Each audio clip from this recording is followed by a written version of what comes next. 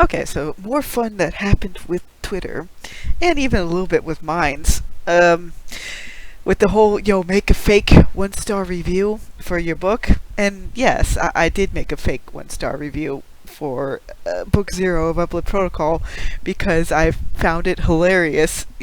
Basically, from what I see, I'm doing a parody of what a lot of the diversity quota people want from books, and when they don't get that diversity quota, the skin deep pantomime of what they consider to be diversity.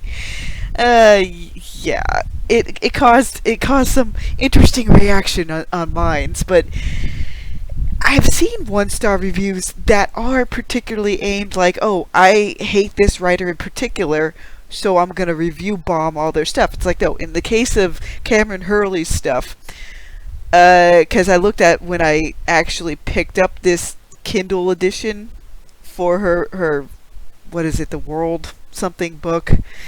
I'm trying to remember what it's called. Here, let me look it up. The Mirror Empire. Because I had to look up my own review about it, and yeah, I got that all the way back in August of 2014 for $2.99.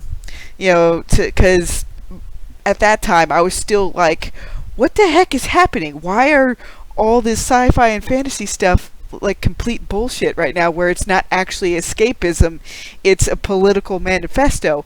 And that's what I even put in the review for it. If I can pull it up. Let me pause this for a second. And yeah, even though I bought it in 2014, I reviewed it back in March of 2018.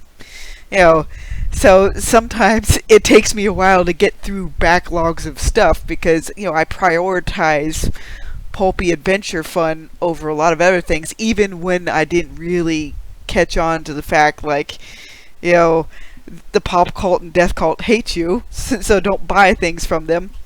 Well, again, half my backlog, I would say I've read to completion about 25% of my Kindle library. And nowadays I prioritize, fellow pulp rev writers over a lot of other things at the moment. Or the handful of stuff like Sun Eater and a handful of Bane stuff. Like, I'll still look at that and prioritize that somewhat. But with everything that's going on, it just makes me wonder if even in some distant kernel over there, did Bane's editors like even try to go for the Worldcon type of crowd and the Hugo crowd again because they wanted to manufacture like a us versus them type of thing again to galvanize their Bane readership to like, oh, we're gonna buy stuff just to smite the other guy. The little part of my mind does wonder about that sometimes. So yeah, but to get back on topic, I put in my review for this Cameron Hurley book, maybe this should be listed as a political manifesto instead. The 1-star is for the actual interesting magic system. The world building and magic system were definitely unique, but the rest of it is just a political statement. Characters and story arcs are mostly there to promote the writer's agenda. In fact, I was going to port over my Goodreads review, but the actual review either got erased or lost in reformatting issues, so I'll repost the part I remember most about it. The men were treated like women are in the Gore series. And then again, I've only read... So, Mega Buster, if you're listening to this, I've only read like the first 2 Gore books. And to me, the Gore books are specifically made for a male audience, like bar none. So you go ahead and enjoy those books. Me personally, I much rather see like more courtly type of gentlemen, like John Carter of Mars rescuing his space princess. That's just for me personally. But there are people out there that enjoy Gore for what it is. More power to you. But at the time I was writing this, I was still trying to figure out what I ultimately wanted for books, and writing Uplift Protocol is giving me exactly that. But to continue on with the review, 2 wrongs doesn't make a right. Make interesting stories and characters, and if you have politics in it, make it have sense for that setting and not just our own current year, oh so important to us BS. Make diverse women characters, make diverse men characters, make diverse storylines, but don't make it a forced diversity. Make the variables of the story flow within the setting. Because again, like, just having it had a sense of like this is like revenge for all those misogynistic kind of stories where, oh, we're going to make sure we have the men raped in this story, we're going to make sure it's all women power all the time, and she uses it as like a blunt cudgel to keep the men in their proper place as, you know, like basically mating slaves. And it's just like, really, like, come on, the whole revenge fantasy doesn't do much for me. And even in this, it's like, nah, no.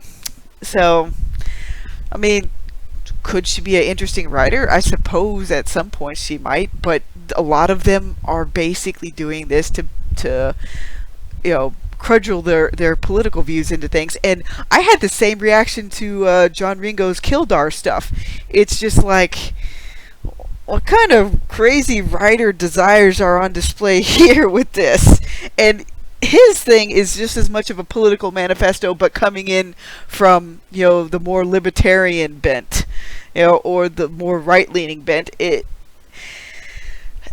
Honestly, stuff like Weber's Harrington gets this a bit better, because you'll have people that are all sorts, like his characters are all sorts of lines of the political gamut.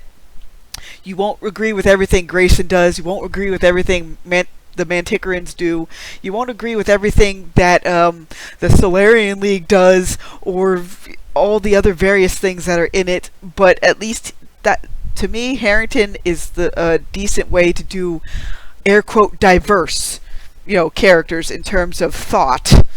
That's the most important thing, I guess I should say, for this one review of Hurley's stuff. It's like they don't have characters that have a diverse line of thinking.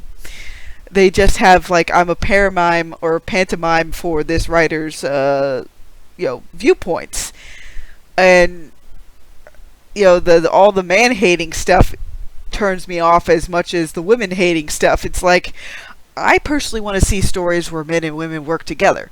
So that's the reason why Uplift Protocol has that aspect to it. It's like, I want to see the sexes working together rather than against each other. Oh my god. But yeah, I mean, maybe one day I'll take a look at the gore thing a bit more often. But for now, I'm just concentrating on writing. I imagine Mega Buster could probably throw in a bit of commentary about this if he so desires, because I know he's actively reading the gore series. So feel free to tell me, like, yes, is the gore series basically a particularly male endeavor in terms of certain kinds of power fantasies? Because, you know, female brain is locked onto different things right now. That, and I will admit, like, some other people's reviews of the gore series have colored my perceptions of it. So if I could see anybody's other opinions of, like, what does this series do to appeal to certain, you know, demographics and everything else, be more than happy to comment below. Because right now, Florida Woman is concentrating on other things. That, and if I have to be really honest, both of those books turned me off because it's like the worst impulses of humanity on display.